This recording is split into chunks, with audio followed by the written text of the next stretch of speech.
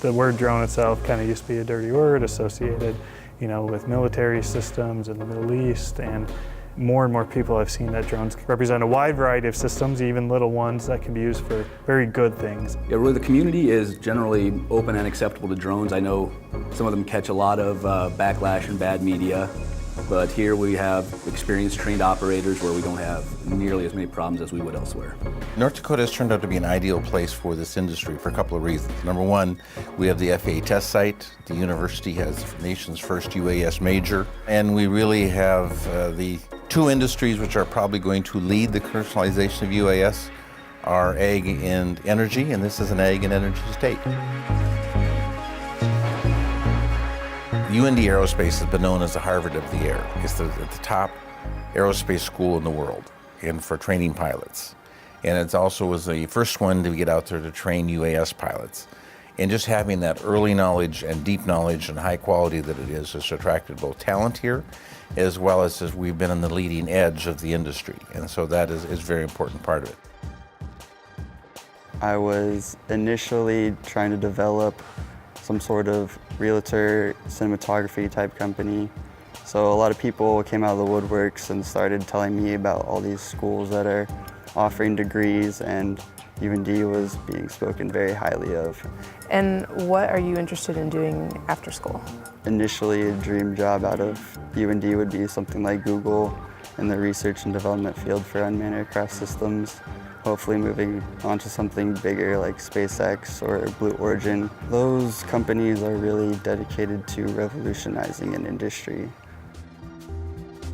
The companies actually are coming to the table with all sorts of different things, from everything from inspection of energy infrastructure, from transmission lines to wind towers. Typically a company is good in one area and not another, but so you have the platforms, you have sensors, you have communications, you have cybersecurity, you have data collection, storage, analytics, you have the people of the value added, such as the agronomist and the precision agriculture. After they see the data, they have to know what they're looking at, and then to get to the useful information and actionable information. What technology based out of here do you think is the most important for some random person in the U.S. to know about? What might they hear about, or what might impact their life? We thought that agriculture would be the early leader, but it's turned out that energy sector has been the early leader. It's been the more infrastructure already available for them to have a faster entry into getting a commercial application to inspect transmission lines, wind towers. Now the bigger market over the long term is probably still going to be precision agriculture, to do early detection of stress in crops, whether that be from insects or weeds or diseases.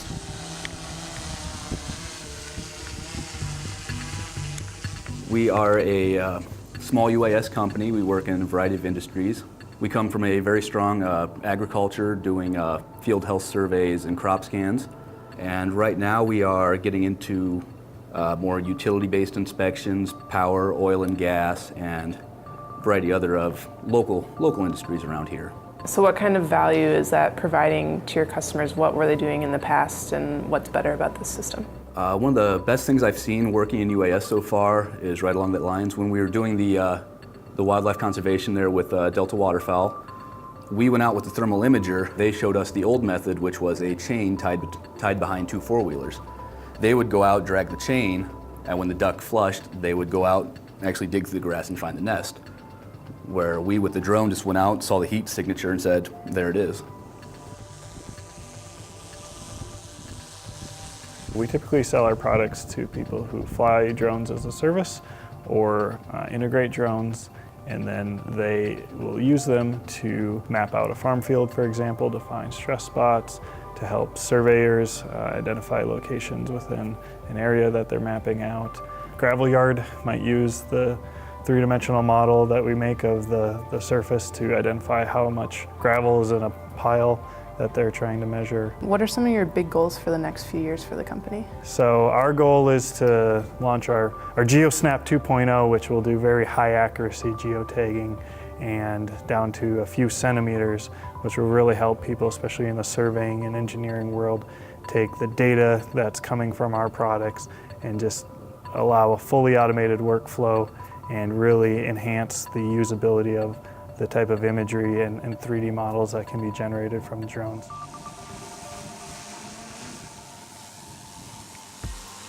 What do you feel like are your hopes for kind of the whole industry over these next few years? What do you hope it turns into? My hope is it becomes as commonplace as using a computer at work or a cell phone in your daily life. We all want to accomplish the same thing in making our world a better place in essence. It's great for the industry right now. I think probably with the 107 push, there will be a lot of small startups. So no, it's great. Let them come to Grand Forks. Well, you don't get very many times in your life when you get to start a new industry cluster and get to lead it. We're going to have not just dozens of companies, we're going to have probably hundreds of companies operating over the next 20 years in this industry, and it's going to be a fun part to help foster that.